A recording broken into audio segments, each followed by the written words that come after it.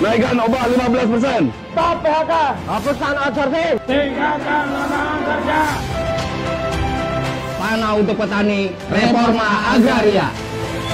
Pendidikan gratis hingga perguruan tinggi.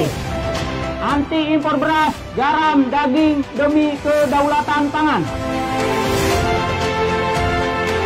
Perahu dan solar murah untuk nelayan.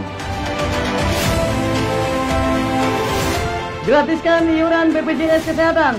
Bersama Partai Buruh, mari kita wujudkan 5 program jaminan sosial, jaminan makanan, jaminan pendidikan, jaminan perumahan, jaminan air bersih, dan jaminan pengangguran.